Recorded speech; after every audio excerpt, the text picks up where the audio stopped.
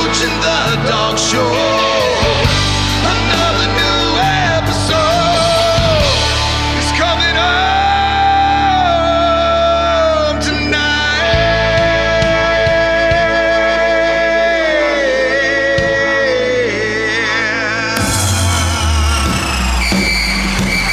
It's the Dog Show. It's the Dog Show. It's the Dog Show. You're listening to the one and only Dog Show. Your hosts, Troop Brenson and Smooch Moncrief. Play it, Coach. Just two dudes talking Georgia football. Yes. Welcome, dog fans, to the one and only Dog Show with Troop and Smooch on the mic tonight and special guests, Coach Hayes. And Hey. It's a March Madness kind of a week. Georgia, the Bulldogs are beating teams in the NIT or in the Final Four. And we're watching some other hoops right now. So we talk a little Georgia football with the man Smooch Moncrief, and got Coach Hayes on deck as well. What's going on, gentlemen? Well, timestamp it, Troop. Tell them as we record what's going on. What are we watching? I'm watching right now a little this week 16, I guess. Alabama and UNC tied up early in that contest on a Thursday night here I'm in Georgia. Coach Hayes in Georgia, Smooch in North Alabama. Behind enemy lines. Behind enemy lines. And it just to set up the show for you guys, man, it's going to be another great show. I know you remember last week's show. We got so much feedback. Yeah. Roll Tide Willie was just the talk, and his pronouncements and just wavering in terms of where he wants to spend the rest of his college years, which is indefinite. Second favorite team after the Tide is the Georgia Bulldogs. We had a great time with Roll Tide Willie last week. We got an update from him. We got some recruiting stuff with some quarterback situations, some lineman situations, and we have an epic delusional fan alert segment. Actually, two of them. We got a couple of – it's talking season, Smooch. Anytime it's talking season, you're going to hear those opinions come out of the woodworks that make zero sense. We call them out, and we get a little cha-ching receipt, bookmark it up, right? And love it. If the high point of your season is the month of March, you have problems far greater than the Dog Show could point out. However, we consider it our civic and moral duty to do that for you. So if there is what we perceive as a mental deficiency in your assessment of said team, tonight is the night that we begin the process of, as a public service, pointing out the errancy of your delusional thinking, Coach. It's really blows me away how many people ride the roller coaster. I've learned to run an even keel thing, man, because I deal with these youngins this age that are making these crazy choices. And you have all of these fans who truly are fanatics. They are fanatics, and that's why they call them fans. But truly in the sense of the delusion that there's something going to magically happen in March that, stamps everything into place when it comes time in December and February. So, I just let them have their fun with it. I let them sit there and make their comments. I let them sit there and just gloat, whatever they want to do. But when it comes down to it, if they really want to come and play for a program that's going to develop them, make them better, make them be successful, they need to come to the University of Georgia. So I trust Coach Smart and his staff more than anything in the world. They have proved to me year in and year out over the last however many years now, it's been 8 now total, with his recruiting efforts. There's no way in the world that we're not going to see the best players coming to the University of Georgia and signing that pen to paper in the NIL. How about you there, Troop? Yeah. Yes, Smooch, we say this every year. Talking season is fun. Talking season is great. And it's one of the things that makes college football so amazing, the fandom. But eventually, you got to play football. Yes. And Georgia feels pretty good about that when football actually has to happen and all that talking. We start cashing receipts then, man. We love it. And as we have said on this show many times, Troop, reality is a cruel mistress, and she has just ordered the lobster. The lobster. We hate it. You guys hate it when she does that. We love it. We're prepared for a big meal. I don't think you guys are. So. Yeah. We're hungry. The thing I was going to say earlier when you were going through all that, and Coach made me think of it, and I really haven't thought of it from this perspective before, but Georgia is in the once in a lifetime opportunity of players that don't want to come to our team. That doesn't really bother Georgia fans because that means they're not dogs. Kirby has structured this team in such a way that if you choose another team, you're not meant to be with the dogs anyway. Now, you may come around, you may have an epiphany, you may mature and decide you want to reach the best, you very well can. But it is so entertaining for me watching these inferior teams squabble and celebrate over scraps from Kirby's table. Ooh, very well said. So we'll talk about recruiting a little bit, Smooch. We did have some terrific news last week. As man, we didn't see this coming. No. As the number one quarterback, number one recruit in the class of 2026. So lots of things can change. We understand that. 2026. What was this gentleman's name who committed to the University of Georgia? That would be Jared Curtis, Mr. Brinson. He is from Nashville, right? A big-time quarterback in Tennessee. Yeah, Nashville just up the road from me, so I can confirm the Dog Show will be at least one, maybe two of his games this year. Do some on-site reporting because that's a school I'm familiar with, its location, everything like that. Nashville Christian School. It's a private school there, but they have a stellar program. He does play decent competition. He's 6'4", 225. That's a grown man. That is a grown man. Is he a sophomore right now? Rising junior? He's class of 2026, right? Rising. Yeah. Mm-hmm. And so number one nationally for 247, number one quarterback, number one player in Tennessee, runner up for that Mr. Tennessee, whatever that player of the year is. And then in the composite, he's still the number one quarterback, but he's number 9 national. In other words, an elite prospect. And the thing I like, Troop, how I like compiling the different scouting reports of a player together and looking for a commonality. The commonality in this one is the word moxie, which is that leadership, non-quit type of thing. And the kid seems to have the talent to go with it. He's certainly got the size. He's got the good feet. He's got the big arm. But moxie and leadership comes up in every single scouting report, Coach.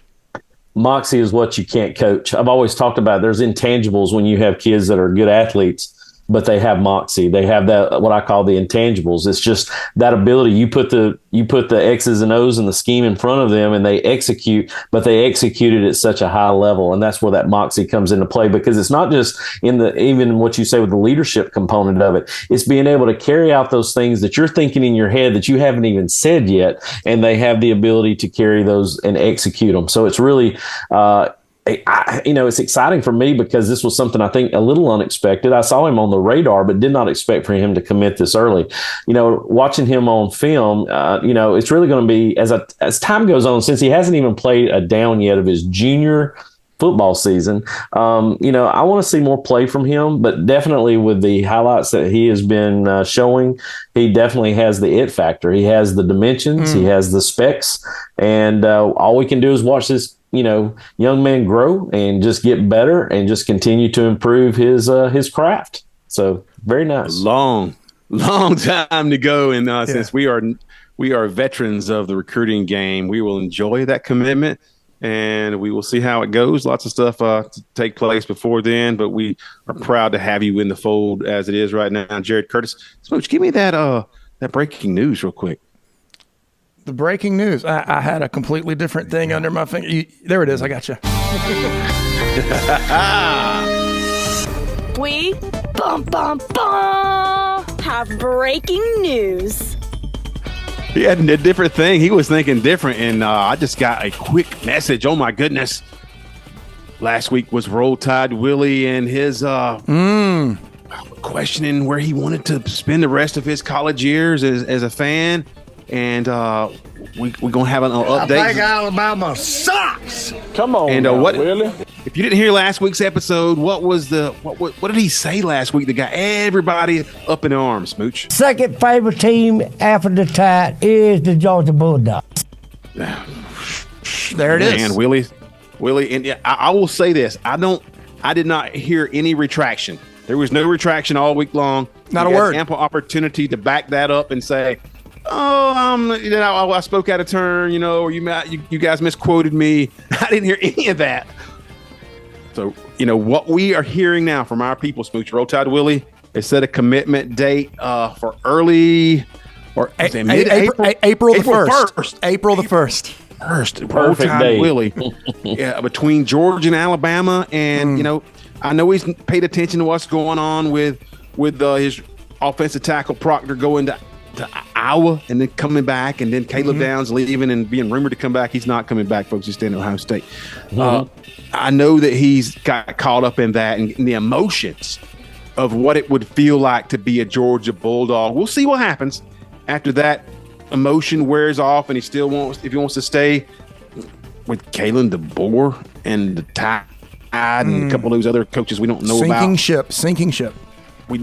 Or if he wants to come on with Kirby, we'll see. We feel like that this is news we wanted to bring to you guys because just without that retraction, without him debating or arguing at all, we know that he is still thinking hard about it. It comes down to this. I'm going to be very brief. Does Roll Tide Willie want to maximize his skill and become the best fan he could possibly be? He can't do it where he is. No one has ever said, I was a shell of what I am now, but thanks to Kalen DeBoer, now I am all of this. It's never happened. I mean, Kalen DeBoer can say that about Michael Penix, but not any other. Yeah, there you go, Michael Penix. Yeah, it's with the Stetson Bennett 8-year college plan. Exactly. You can say that, but it comes down to the fact that Roll Tide Willie is going to prove with his decision whether or not he is a dog. What do you think, Coach Hayes? I tell you what, I know he's got a lot of disappointed fans out there right now, those guys that were rooting for him to stay with the Tide. So for him to basically come out of the closet and say, you know what, the Georgia Bulldogs are my team now, I think he's coming to the right place. I think he's made the right decision for himself, no doubt. But you don't have Forrest Gump handy, do you? Oh, I've always got Forrest Gump handy. All right, where you go? Alabama. Yeah. And we just wanted to do that for the Alabama fans who were feeling like they lost another player. Just to let you know, Forrest Gump's got your back, and maybe Roll Tide Willie for a couple more weeks or another week or so. Anyway, we'll move right on, and I hope you guys will take that for what it's worth, and don't give Roll Tide Willie a lot of problems on social media. Let him think about it. Okay. Yeah. Let him make it come to his own conclusion. Let's talk about something else that happened right after Jared Curtis committed to Georgia. Big defensive lineman, and this was a little concerning. A defensive lineman from Manchester, Georgia, decommitted from the Georgia Bulldogs and flipped to USC. They had a big. It was a great day out there. I'm sorry. They had a big recruiting weekend, and there were several Georgia commits there. And you had something pulled up for that? So delusion is a fixed false belief that doesn't change in light of conflicting evidence. They don't know reality from their dream worlds, and they won't go outside and play. A fixed false belief that is not grounded in reality. There it is. Yeah, the most popular segment in all of podcasting and sports, the Delusional Fan Alert. Ever. DFA. Yeah. Ever. And that's just science, folks. You can't doubt that. Yeah. So, and so I think that commitment touched off some delusion from those USC fans who are craving. They are craving some attention and some positive vibe and some probably some defense. If they could get any defense, that would go. Last year, let's say this: the last couple years. So defense would have helped USC, coach. It would have helped them.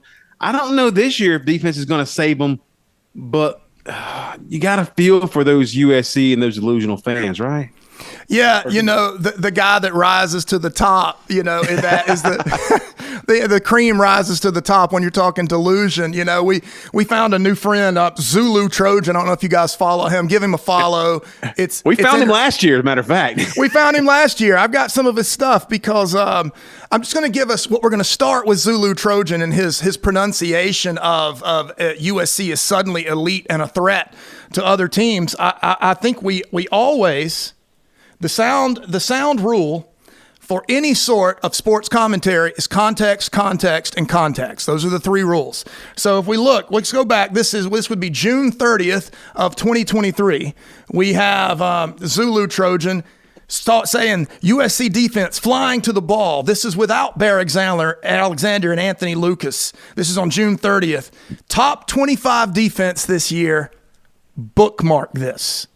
So I did. Okay. That's how I'm reading it right now. All right. and then August of 2023.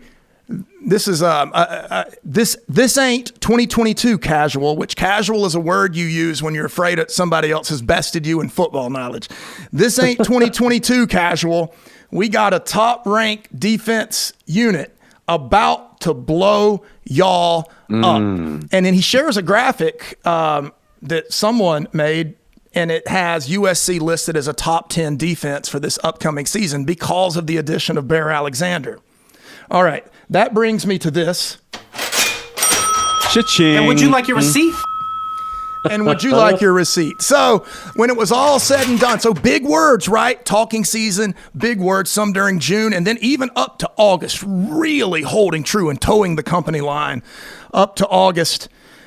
And then we see the season play out, and we see... Well, Smooch. Yes. Smooch, I'll stop you just before you get into that. Yeah.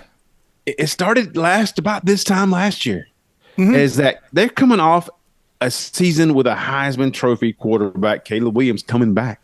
Right. You got to feel like their offense is taken care of, and they just need to have the defense play. They had just lost twice the previous season to keep them out of the playoffs. To Utah, right? The juggernaut, the Mormon. You got beat by a bunch of Mormons. 25-year-old Mormons wiped out this juggernaut of a Southern California team, right? And then Troop. You and I were at the spring game last year, and if you recall, we were standing in the bookstore. We were in the bookstore in the line. We were standing in line in the bookstore because I was buying a hoodie for my little girl. And we're standing in line when the notice came up on your phone, Bear Alexander has entered the transfer portal. And then he's going to USC. Looks like he's going to USC.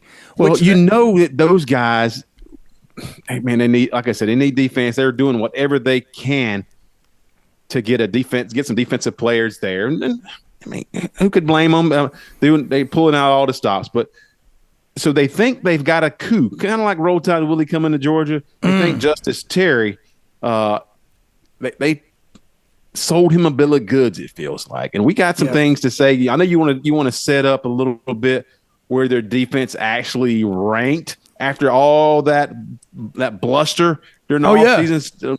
Let's talk about what they sold to Justice Terry. And would you like your receipt? Exactly. Let's cash it in. So when it was all said and done last year, Southern USC defense, total defense, finished just ahead of South Florida and just behind Utah State. Hold on. Is that top 10? Top 25? No. No. Take another guess. It's not top 25. You want to guess? Top 35, top 40. No. You want to guess again? No. Top 75. Got to be top 75, 80. No. Double that and take off 25%. Are you talking about out of the top 100 in defense? No, they were not. They were not top 100 in defense. Out of the top 100, then what you're saying? Yeah. 116th nationally. 116th. How many schools are there? Yeah. Could you name 116 teams? USC. Yes, they were just behind Massachusetts, Georgia State, and South Florida. Wow. And just ahead of Utah State. Utah State. Yeah, revenge of the Mormons. Here they come again. They cannot. If a team has more than 3 Mormons, SC has no chance. No answer for it. They were probably a missed field goal away from those guys. Coach, you got any thoughts on this? Zulu Trojan and I go back to last summer, or actually last spring too. When y'all were standing in the bookstore, I was, of course, checking Twitter after the spring game, talking to friends about everything that was going on. This was prior to me doing any video work yet, and but I was on Twitter, talking to friends and things of that nature. And when Bear went to USC. My first thoughts is I'm actually kind of glad he's gone. I felt like that he was not someone that was really wanted at the University of Georgia. I felt like he was being, we talk about a cancer. And when you got to do with a cancer that's in a team, you cut it out. And I think that's what they did. So to me, you get rid of somebody like that, then it helps. But here was his comment to me in Twitter. And this was what was so funny. He says, "Tell me you don't know ball without telling me you don't know ball." He said that to you? He said that to me. Oh, my God. So, by the way, Coach is on our show because of how much ball he knows. Okay, continue. Yeah, so that's fun of the irony. It's kind of like you said with the casual. That's what they love to tag, sort of ear tag it with, people they try to say that they justified that they know more than you do. Yeah. That was his comment to me after that, because I made a video on it. There's actually a video segment in my shorts on why I'm kind of glad he's gone. And so anyhow, long story short, I immediately followed him after he made that comment. Of course. And he followed me back reluctantly, I think. And we have been sort of at distant odds since then. But since then, he's been watching my stuff. He realizes, okay, I just said the very worst possible comment I could have said to Coach Hugh. And now I understand what he knows. So, but he's a good dude, but he's a fan.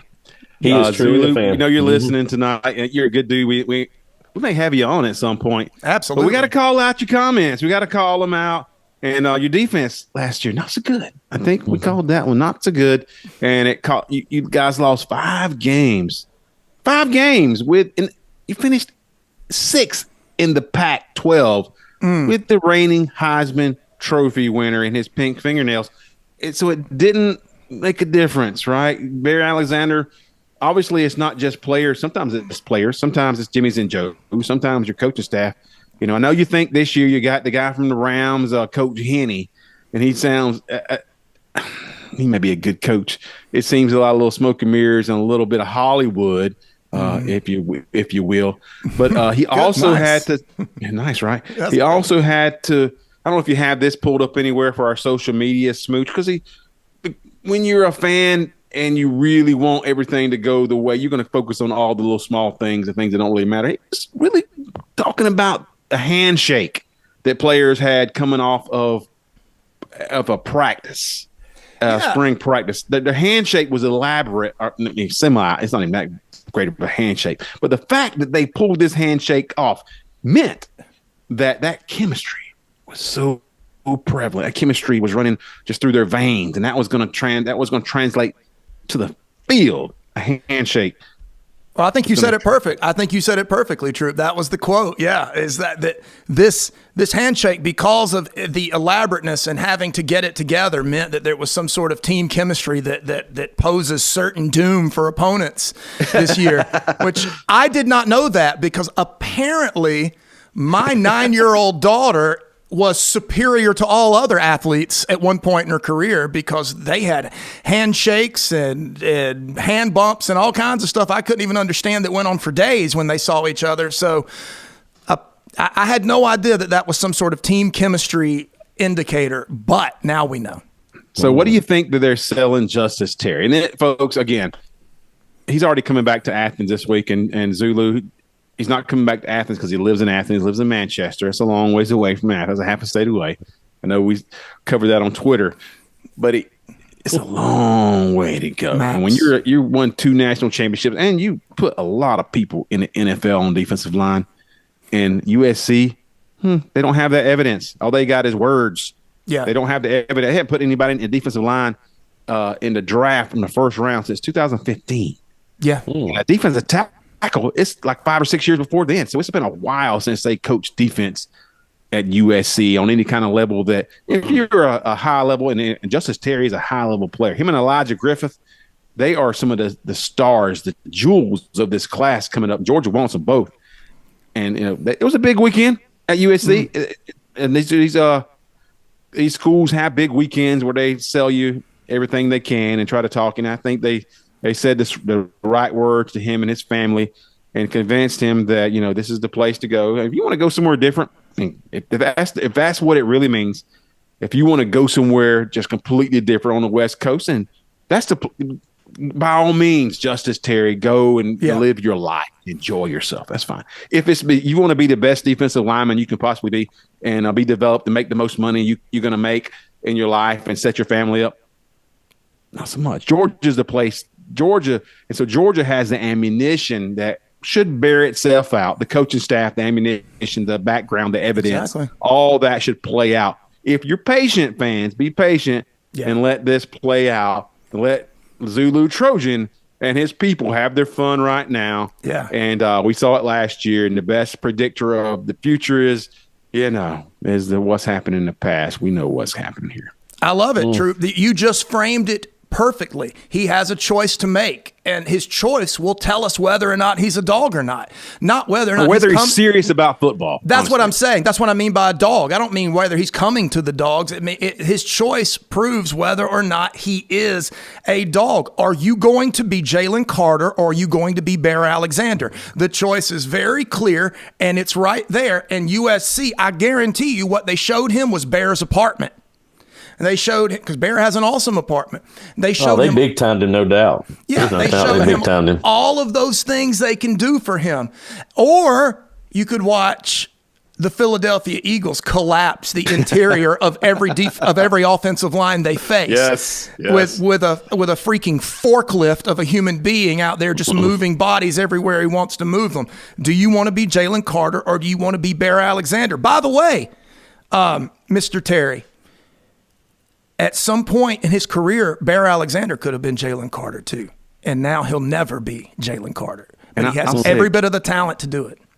Right, exactly. I'll say it again before I send it to coach, is that it's okay, players, high school players, if you want to go to the West Coast or to the Midwest, if that's what is exciting to you and makes you happy, that's fine. We don't begrudge any player who just has a dream to do that and wants to get out of Georgia.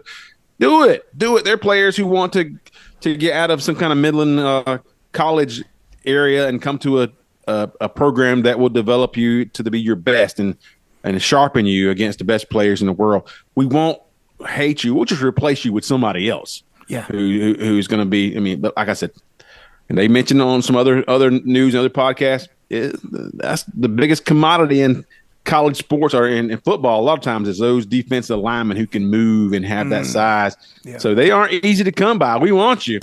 We want you. I think Georgia's got a great chance to still get Justice Terry, as he had that visit high wears off just a bit. Two things. Yeah, man. First off, Lincoln Riley, has he ever fostered a defense whatsoever? Is he not the virus of any defense that's out there? I mean, is there any team that he has ever facilitated where defense was even a priority? It was just sort of like, y'all just go over there and play in the backyard while we have the field. And it wasn't even an option. Yeah. And we'll call you over when we're ready. Everything you said is on point. I'm not worried about it. I don't ride the roller coaster. If he's supposed to be at Georgia, he will be at Georgia when it comes December. I'm not worried about it one bit. Let him go out there and get big timed, get shown Hollywood, and think, oh my God, eyes got real big. You can imagine. And talking to the celebrities and just out there in that whole aura. But when it comes down to it, reality will finally strike its mark. My second point, you know where Manchester's located close to? What's that? It's about 45 minutes from Columbus, Georgia, where another Georgia elite who decided he was going to go to USC. And then, decided after that he was going to maybe, it wasn't going to probably be his best opportunity, and came back to the University of Georgia. If I was the University of Georgia, which I'm sure they're going to do, when he does come back in, if it's this weekend, it's whenever they get a chance to talk to him again, I would definitely see if Mikael Williams is in his ear. And, that would be something that, you say, listen, man, I was out there. I was in your shoes. I was right where you were at. And who knows? He may say the same thing we're saying. Go out there and explore, man. Do what's best for you. But here's what you're going to get if you stay here. And I hope that he brings him back down to earth, or at least the talk is enough that numbs him from what he just got injected with while he was out there on the West Coast. So anyhow, those are my 2 points. Lincoln Riley does not care about defense, and I do not understand what in the world they're thinking about that. But still, secondly, I would definitely have Mikael Williams to talk to him. I think that would be a good, person to, foster and help bring him back down to earth a little bit. Yeah. It does make it easier when you have those players who have some credibility and some background in defense. And, I know that they're hinging a lot of things on their new defensive coach. Is it Eric Henderson? And he played at Georgia Tech, I think, went to the NFL. I don't think he was that great of a coach in the NFL. I know that if he's trying to take credit for Aaron Donald has done everything that made him great way before he met Coach Henne. And Henne is just capitalizing right now and trying to use. I don't know if you've seen him on social media, and he jumped on social media today on Twitter and said something about they don't believe the lies. I think it was something to that extent. And he's talking about, I think it was a shot at one of Georgia assistants, maybe Cooper. And I think he's getting word that Georgia has gotten back in Terry's ear and is letting them know, of course, the reality and the real deal. And you don't have to lie. You don't have to fudge. You don't have to kind of distort facts when you're the Georgia Bulldogs. No, when you're USC, you got to kind of use a little smoke and mirrors and a little trick and a little primetime Hollywood, all that stuff. And I think the truth will bear itself out. But Coach Henne, you ain't proven nothing. You haven't proven anything. Yeah, I know that Lincoln Riley really wants you to come in and revamp that defense. And maybe you do. You ain't done it yet. No. You ain't done it yet. And Georgia's got all the firepower to say, we've done it. We've got players right now, like you said, playing for Philly right now, just making Sundays look special for the Philly Dogs and other defenses as well. But that's what Georgia hangs their hat on. There's that defensive front seven. And if you want to come be developed, Trey Scott right now he may move on at some point because he's a great coach. Somebody's going to want him as a head coach soon. But Trey Scott is doing a great job with those guys up front. And you're going to see this next year. Georgia's going to take some big steps forward, and we hope Justice Terry's a part of that. If not, there's another defensive lineman waiting to take your spot, and but a long time to go before recruiting is done for this cycle. I will say that another commit before we move on to another delusional fan. I will say Mason Short, another lineman. Looks like he set his commitment date to next week, May 4th, May 5th, something like that, next Friday. Or April. April. Yes. Thank you, Coach. And some people thought he might be going to Clemson. And now he's got a crystal ball headed to Georgia. So we'll see how that plays out. Again, in today's recruiting, who knows what any of that means until, they're on the field. Yeah. But, I'm going to tell you, Troop, I like Mason Short. I like his length. I like his size. And so that's a good thing too. Coach, you know anything about Mason? Yes, he's definitely going to fit into the program very well. He's got a long reach, seems to be very cerebral. And, believe it or not, you want to have a kid that eats nails for breakfast and just be mean as a snake, but also to be very cerebral. And that's something that's important from whatever position they put him at, because whether he's at guard or tackle, but just seems to be, he fits all the specs that you want to have in an offensive lineman. I think he's going to fit right in. And what I like about it, too, is he's fitting into a commitment date that could coincide. We could get back-to-back commitments there from, I really want Matt Zollers to commit. Oh, my God, on April 4th, I really want that to be. I love your piece on that, by the way. Yeah, no doubt. It's one of those things, because he reminds me of a kid I coached against. He looks to me like Trevor Lawrence. He does look. Yeah, you fans like Zollers is a big quarterback recruit. Yes. Yeah, and I'm sorry, I didn't mean to get off what we're talking about with Short, but I just like that back-to-back combo. That'd be great news for University of Georgia's recruiting and to see the 4th and the 5th day of April have back-to-back big-time recruits come in. I wanted to say last thing about the other situation. First off, knock. USC, welcome to elite recruiting, USC. That's what's going to happen. We are going to knock at the door. They're going to be, like you said, the smoke and mirrors troop, and we're going to say, guess what? You know who's your daddy? It's us. And then we're going to see that come back. And they do know that Aaron Donald did not go to USC, I hope. He's a Pittsburgh kid. He went to Pitt. Okay, they don't care about facts.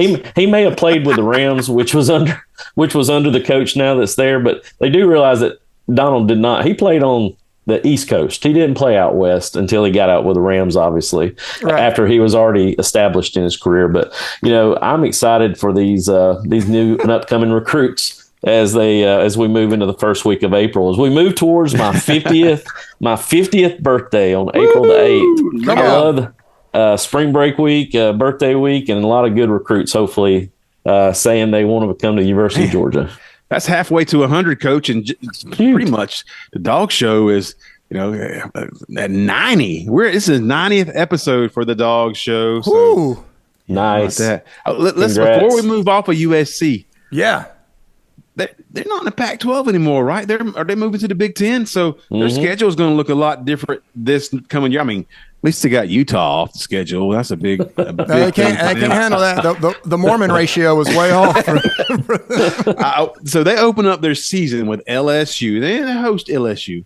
LSU, I don't know who is USC got at quarterback. Did you look that up? It was Moss? Miller Moss is my greatest guess. Or the UNLV transferred. It almost came to Georgia. The kid that was going to come to Georgia and be the third string quarterback behind Gunner or Miller Moss. So not a reigning Heisman Trophy candidate. No. Neither one of I can say unequivocally, neither of these guys have been Heisman Trophy finalists. So they lost 5 games last year with the reigning Heisman Trophy. Correct. Winner. And now they move on to play a different schedule with not an experienced quarterback and with no defense.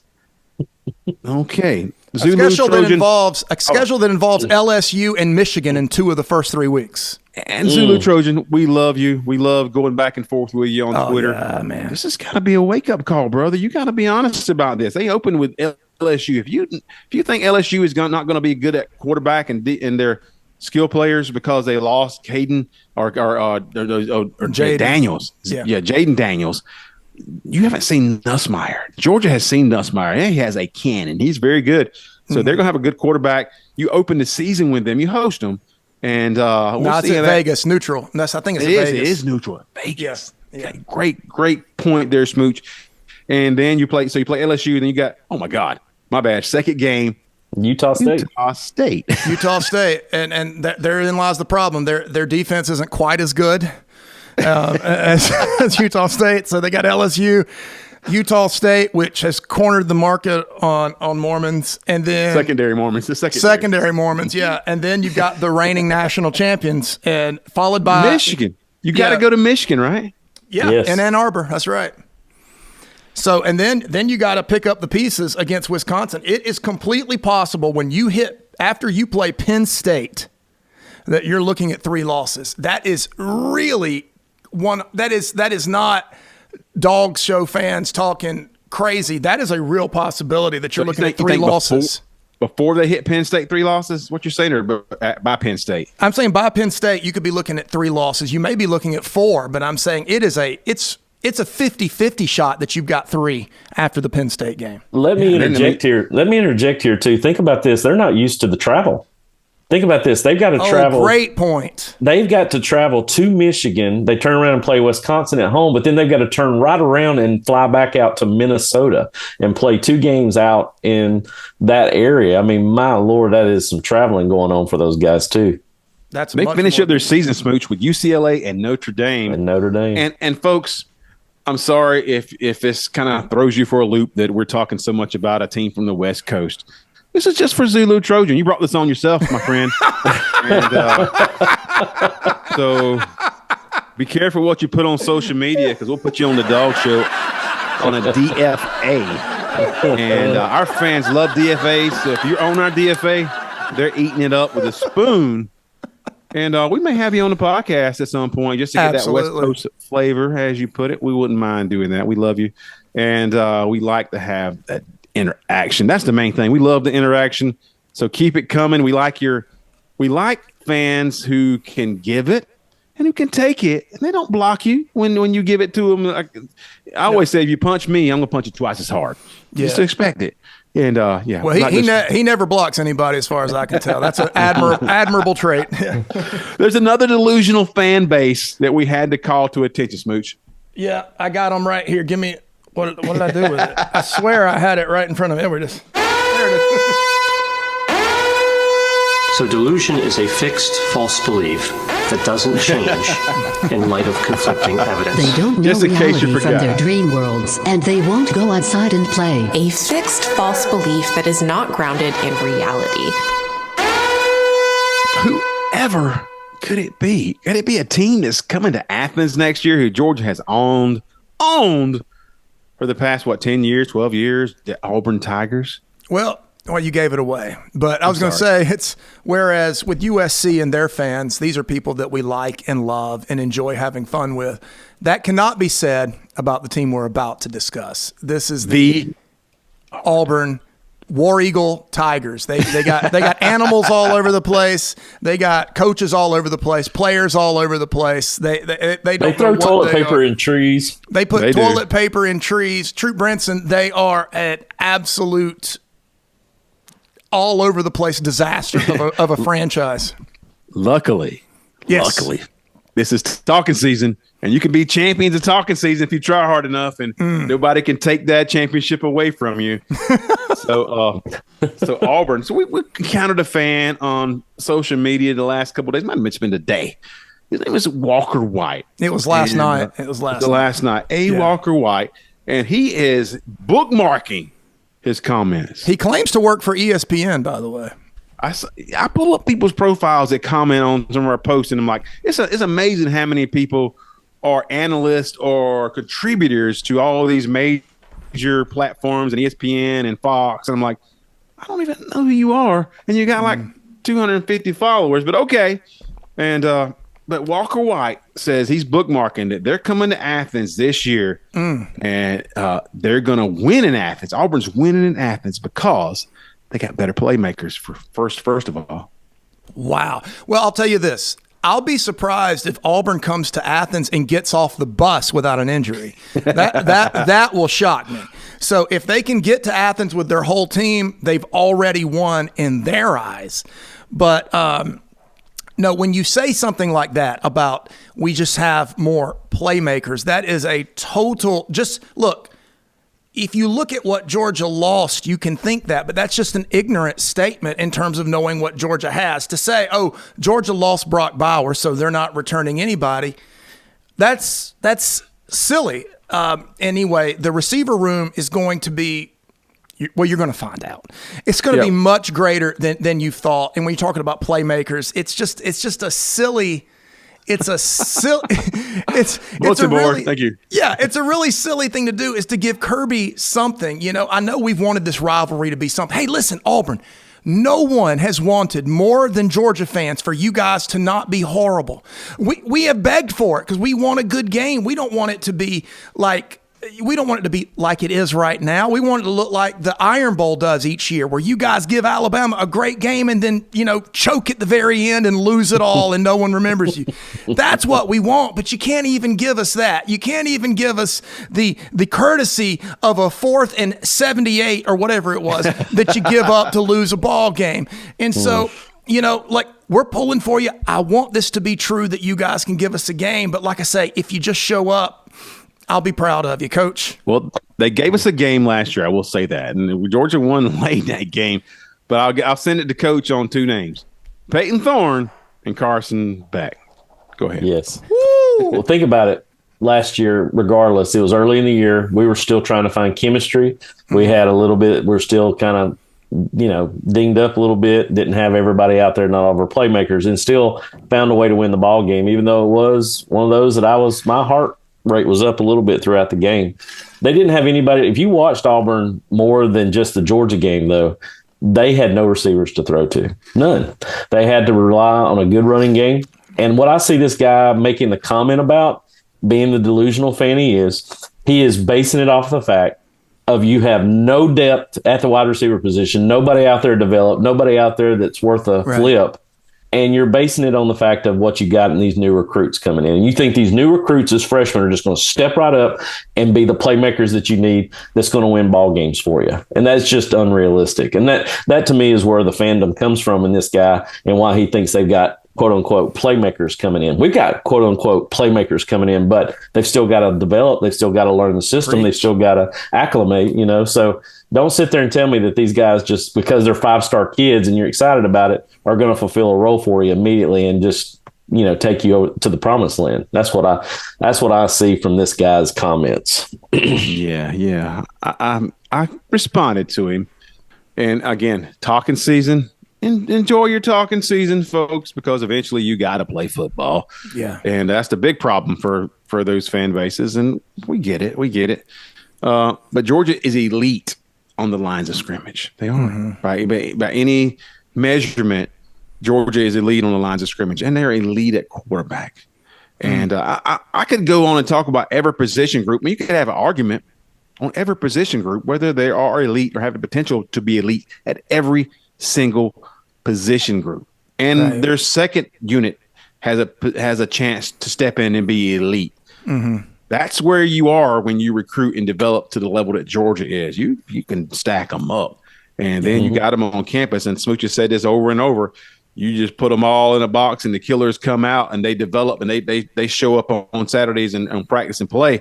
And the ones who don't, they wait their turn or they transfer. And a program like Georgia is okay with that because they got a lot of killers out there waiting their turn or fighting to get just snaps, just to get a taste of getting on the field. And that's what Georgia's culture. That's what a culture is those players are motivated and determined to earn that. And if you're not determined to earn that, that's why you see players sometimes you're like, I wonder where he is. I wonder why he's not playing. I wonder why this guy, he's got all the talent in the world. Why is he not playing more? Because you don't get to watch practice, and you earn your playing time during practice. There's a lot of things that goes into that. And Georgia is stacked up with dudes. Yeah. Auburn, you got to, I think Hugh Freeze, I said huge, Hugh Freeze has got a potential to put up offense on the field and do some things that can play some entertaining football. He's fun. He's definitely fun. Fun. He is fun. And it's a better program with him coaching there if he can, keep himself together and do things the right way. And but there's a big gap between where Auburn and where Georgia is, right, Smooch? The gap is huge. And I'm going to say this, and this is not, we talked about hyperbole, spelled hyperbole for those of you in Tennessee. Yes, for you Alabama people. In Alabama. I'm dead serious when I say this. Georgia has guys at second and third string linebacker that could start on offense for Auburn. That's 100% true. And if you don't believe it, you'll learn it soon. Offense. But that is 100% true. There are guys there are guys at second and third string linebacker at Georgia that could start on offense at Auburn. Bookmark that. There you go. There you go. That's a bookmark now. No doubt about it. Holy cow. That's a good one. I love it. Think about this. Think about this, though. We signed the number one linebacker, the number one corner, the number one safety. I think it's a safe bet. As much as I want to see those guys play sooner than later, not a one of them starts in the starting 11. Our first true game against Clemson. There's developed kids in front of them who have gone through and they've paid their dues. They understand the game at the slowest level possible, which is what they need to be so that they can process things quicker. You can't play fast and confused at the same time, which is what a lot of young kids do. They can play fast because they're athletic, but they can't play confused. And that's what causes their problems on the field. So, that's the thing about it. What y'all are saying is very true. Even though we've got these studs who are going to fight their way out of the box, as Troop said, but it's going to be a couple of years before we probably see that. Now, we'll see what happens. Beautiful. Now, Walker White, congratulations. Again, you just become the most famous you'll ever be. You've been on the Dog Show, on the Delusional Fan Alert, and Auburn. You don't make very many appearances here, but congratulations once again. The high point of your season happens in March, as a lot of teams that seems to happen in talking season. And you'll come into Athens as at least a 2-touchdown underdog. That's not hyperbole at all. So I wonder if Hugh Freeze ever got to meet Sandra Bullock when they were making that movie. That would have been cool. Well, that not have been cool. Yes. Now, for you folks, we talk a lot about football. It's a football podcast. We could talk about baseball. We enjoyed watching Georgia manhandle a very good Alabama team last week. We would a doubleheader as well. We're watching Georgia move on to the Final Four to NIT. They did that. Yeah. It seemed very familiar. Something that just rang true about the end of that ball game against Ohio State. And, you got anything you can play on that, Smooth? Snap, hold, kick. No! He missed it! Left! He missed it. Yes, a three-pointer A field goal, as it were, a field three-pointer at the end of the game. No good for Ohio State. Ohio State coming up 3 short in a big game, Troop. Say it isn't so. Oh, yes. So sorry, Ohio State Buckeyes. It doesn't take it's not just Ryan Day that can't get it done. But it just is prevalent throughout your program when you play the Georgia Bulldogs. Another loss, and your season's over. And Georgia again wins the game against Ohio State. A last desperate attempt, no good, as you heard Scott Howard call. Jeff Datzler was the call. Maybe a little bit better call. It was the call for the basketball. The game. basketball. I had to punch up the football one to make it listenable. But yes. But it was Yes, very, very well done. So Georgia beats Ohio State once again. Yeah. And I don't think we'll hear Ryan Day crying about. I felt like it was targeting. The hard thing for me until have our medical staff let us know that he was knocked unconscious. Yet the flag gets picked up for targeting. Or about a 90-year-old who was it? Not who? Luke is it? No, Corso. Who was it? That he complained about doubting. Oh, Lou Holtz. Lou Holtz. Yes, Lou Holtz. He complained about. They have earned everything, and they proved everybody wrong. They're a tough team. Smooth just looking for that. I don't think you. I had it on here too. I made fun of it by cranking his voice up. Hey, Yes, I got it. Like, I'd like to know where Lou Holtz is right now. What he said about our team, I cannot believe. This is a tough team right here. We're proud to be from Ohio. And it's always been Ohio against the world. And it'll continue to be Ohio against the world. But I'll tell you what, I love those kids. We got a tough team. Laugh track, please. Laugh track. Oh, my God.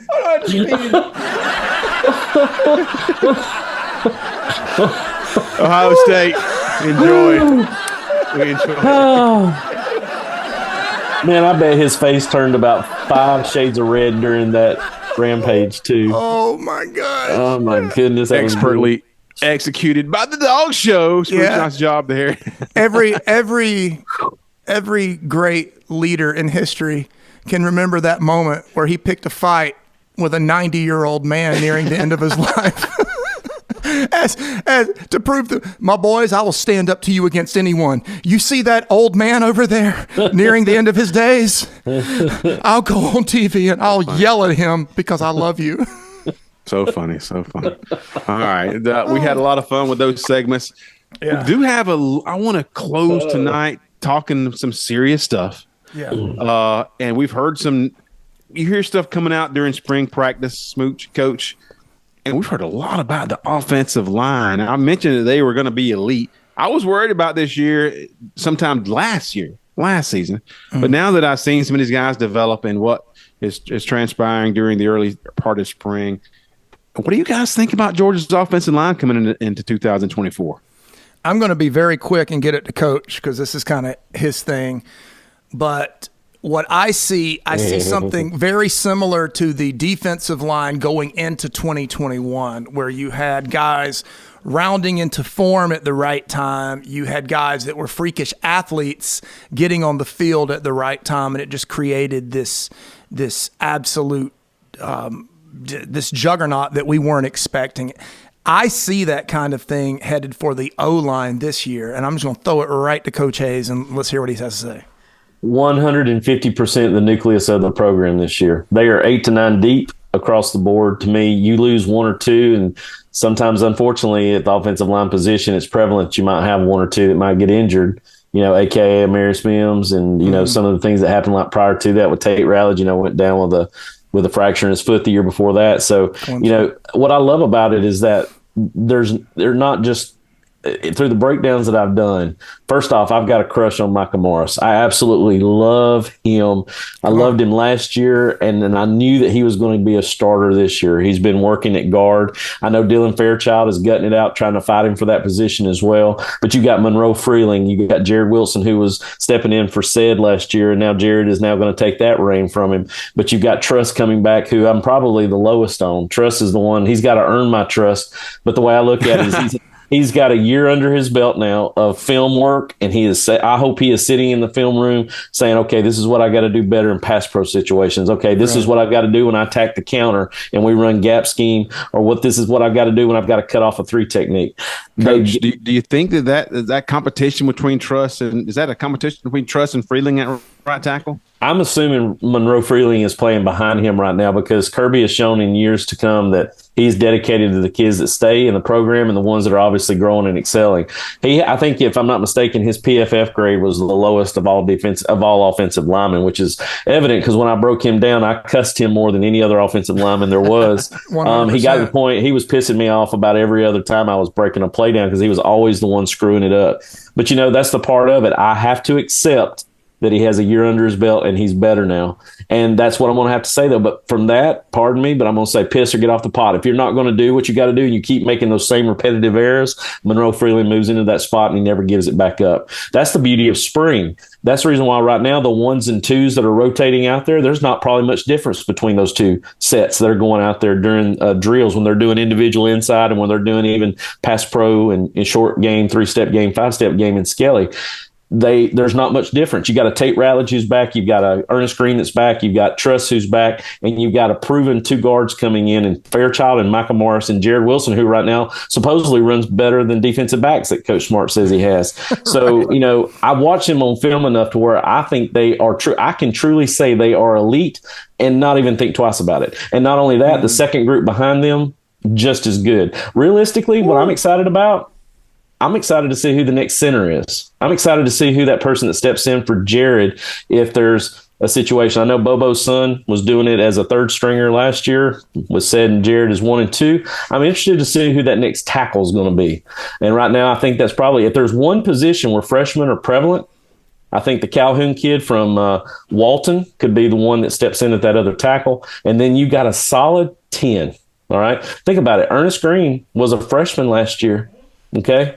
And I'm sitting there thinking to myself, if Calhoun steps in, something happens, it's very easy for a freshman. To me, it seems like if there's any position for them to step into and be able to contribute right off the bat, it's at offensive line position. It may be a little trial by fire, but then all of a sudden now you're talking about 10 guys and not really losing anything between them. So that's my take on that. Mm-hmm. It's so good to have that. They cross-train a lot of those guys. Truss has been cross-trained.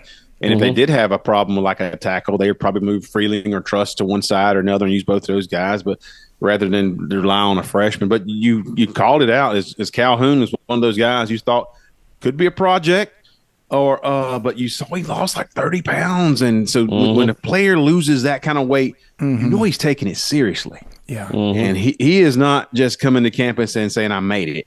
And so those are the things you pay attention to, those little details when a player comes in and gets in great shape early on and quickly. You say, okay, maybe this guy has got something about him.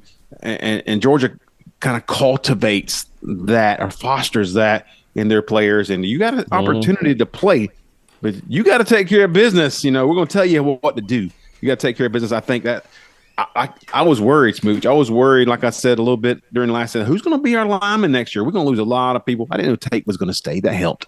Yeah. But now they got a solid, like he said, like Coach said, a solid 10. And who has that? A lot of these programs are relying on what Georgia would have as a second string. It sounds like just fandom, just biased Homer fandom, but it's not. Georgia's that talented on that line of scrimmage. No, Troop, I'd love to go back. I don't think we had ever uttered the name Ernest Green a year ago right now. We may have, but I don't think we had. I mean, we may have done a deep dive or something. So what year is he, Coach? Did he get injured his first year? Is he a third-year player coming this year? He might be a redshirt sophomore. I don't know if he redshirted. I think you're right. I think he got hurt that first year. Yeah, I think he's right. I can't recall. It's complicated because they'll list him as a redshirt freshman because of the COVID year still too. I don't understand how it all works, but yeah, I think he's coming into his third year in the program. Yes. I think that's right. But the thing is these guys, they come in and, when you come in, Amarius Mims is the greatest example. Like Amarius Mims, 90% of college football programs comes in, starts at left tackle day one as a freshman. And that's kind of what threw him for a loop, probably what led him into the portal, as a matter of fact. This guy's been the best athlete on every football field he's ever stepped on, and all of a sudden he's told to wait in line. That's hard to do. Good point. But that culture has set in at Georgia, and now you're just seeing it bleed over into these other players. And I'm glad you said that, Coach. I did the Doghouse podcast recently, and they asked me, what's the offensive line situation? I said, we're 10 deep. I don't know how else to describe. There's 2 offensive lines, and it's gonna be very similar to the way they play through on defense when Jalen Carter wasn't starting, quote unquote, on defense. There's just more players than start. I don't care what the starters are. There's just going to be. I see Georgia with a solid 8-player offensive line this year in terms of snaps. Troop and I do snap counts during the year. These players are just too good to keep off the field. I could not believe it when we saw these guys coming on, like in the late games. These freshmen coming in and holding their own and getting huge games. Troop. For some of you fans who do dig down into that depth chart, do have questions. You don't just players show up and you say, "Oh, I'm going to clap for him." The question is, you called it right. Who's that next center? Is Fairchild played center, or was it just Jared Wilson? Right? Who else? What is that depth chart look like? Who has experience playing center at all in his program? That's a very good point. I've heard some of the freshmen they're looking at right now, but I would have to say that probably Bobo is the fit. If you look at that, I don't know what he's doing right now. Honestly, I don't have any film on him, so it's hard to really speculate on that. Sometimes, though, when you don't have that next center that you don't feel confident in, and I don't know what confidence they have, is that you'll look at somebody like a Fairchild who's a guard and they'll work him at center, similar to what they did back in the Cade Mays days. I mean, that kid could play every position, even though I know he didn't end up finishing up at Georgia, but he could play. He could snap the ball. He played guard, played tackle. And that's the reason why the only downside to this that really, I guess, if you pull a negative from it, is that if you do have one of those guys like an Amarius Mims that's, 6th or 7th, who could easily rotate at a guard and be in there in a minute and do what they got to do, that they don't transfer out after the spring. That's the only thing I hope that they don't do, because, like I said, the offensive line typically doesn't get a lot of love. And that's the reason why I devote myself to loving on them a lot, because I enjoy what they do. It is a craft to block schemes. And to me, you've got to have kids that are cerebral, they're mean as hell, and they're going to get after you every play and not feel sorry for you no matter what. To answer your question with my Micah Morris deal, Micah Morris made me such even a bigger fan than already. If you're talking about, like, if I saw him right now, I might jump up in his arms or something. He absolutely epitomized what I said about him all year last year. He came up on the podium and he said out loud, in probably his first time ever addressing the press, and said, "By God, you better have your mouthpiece in, because mine's in, and I'm coming for you." And I just went, oh. I was just like, oh my God, that's what I want to hear from my starting guard, And so anyhow, that's where that interest lies with him. And I saw that all last year. I saw that potential, and by God, he is going to bring it. So as long as we don't have anybody want to transfer out, that's the reason why I said that's the intriguing aspect to it, because I really don't know who that next center might be, or who the freshmen are right now who are impressing upon the coaches during this spring practice time, because this will be the time to do it if you're going to do it. I will warn you, fans. And after the spring game, after all the spring practices in the spring game, this is going to be throughout college football. You're going to have some players who reassess where they fit, and if they're going to get playing time, you're going to have some players that may move on. I don't expect it to be players who are in the 2 deep. Maybe it could be, but just never know. You never know who's in their ear and who's giving them promises and who's saying, "We got a starting spot for you, and we got this much money for you." And this time in college football, don't be downtrodden. Expect the unexpected, until we get to late August and September. There may be some players, maybe some movement of some of those players who are trying to look for more playing time and an opportunity to make a name for themselves and to solidify their future. It's very similar It's a new age of college football, and you either evolve or you die. There's no third rail. Okay, so you either grow, you change, or you die. And there's some changes that need to happen. No one's arguing with that. But it's very similar to your coaches getting picked on after the season. If you're a great team, teams come for your coaches. Kirby's going to say goodbye to assistants every year that are going to go on to great things. We saw it this year. As a fan, you have to understand if you have guys that are 3 deep at every position, teams are going to come for them, and they're going to be the star of that team, and those guys are just going to move on. That's a badge of honor. It's not a cause of panic, okay? If other teams were as great as Georgia, they would be losing players that they're 2 deep as well. They're not. A 2 deep offensive lineman at Georgia can start for 97% of the teams in the country. And so that might be hard to turn down. You don't know the family pressures. You don't know the financial needs. You don't know where this player is. All of those things can happen, but they're not a cause for panic. There is no fan base that loves to panic more than the Georgia Bulldogs fan base. We are masters of it, and we are great at it. But in this new age, just remember, it's great when other teams desire all of your players, and there's no way we go through this next transfer, whatever it's called, the next transfer season without some attrition. There's going to be some, but anybody that leaves, they're not someone that's going to start and contribute hugely for Georgia, because no one leaves if they're going to start and contribute hugely for Georgia. Yes, and we can add players too. We can add. There you go. They may leave and they may come, so there's that as well, right? 100%, buddy. It's been a spectacular show. I am immensely enjoyed. Man, just the 90th episode. So good, folks. You guys do a great job. I appreciate you so much, Smooch and Coach Hayes. Coach, tell us where we can find you on your social medias. All social medias now have been transferred over to @CoachHayesHuddle, HUDL. You can find me on Instagram, TikTok, Twitter, and YouTube. And be sure to check out some of the breakdowns that I've actually done on the offensive line over the past year, and even talking about preseason leading up. In fact, that's the reason why I'm so excited talking about the linemen, because I just got done doing 2 profiles on individuals and on the whole offensive line as a whole too. So that's where you can find me at. Appreciate you gentlemen having me on again tonight. If you didn't hear that, folks, if you like digging down a little deeper to another level and finding out why one player does one thing or why they're doing this and what some of the the intricacies are, the nuances are, check out Coach Hayes Huddle, and he did some offensive line stuff this week. You'll love it. I know you already, if you're listening to this podcast, you're already watching him, but if you're new, you need to pull him up as well. Some great stuff. We love to have him talk about it. Well, as we get towards the season and we got some actual Georgia plays, we'll be doing that here on the Dogs. Can't wait to do it as well. Can't wait to do it. You can find this on Twitter, TikTok, YouTube, on the Dog Show Pod, right, Smooch? And Instagram, right? All of those, the Dog Show Pod. We've populated our Instagram recently. YouTube's doing a little better. Come follow us on YouTube. That's a newer medium for us. We're getting some stuff going there. That's good.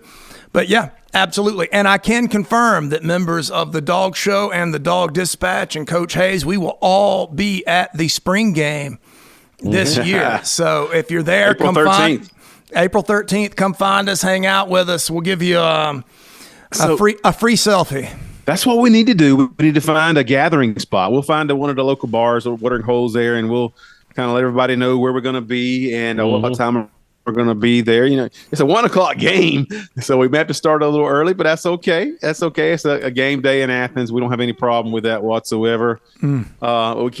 We can't wait. It's been fun. 90th episode again. And I don't know. Thank you for Zulu Trojan once again, my friend. We will try to get you on soon to talk about some West Coast football. What a great sport. We might even add you and maybe one of the other Southeastern Conference fans too. That'd be a good combo to get you guys talking. I got a guy in mind, Troop Brenton. And we can moderate it, so to speak. That'll be a lot of fun. Just lots of things on the horizon for the Dog Show, folks. Thanks so much for tuning in for Coach Hayes and Smooch Moncrief. This is Troop Brenton saying so long. Another exciting edition of the Dog Show. How about them dogs? How about them dogs? This is the Dog Show with Troop and Smooch.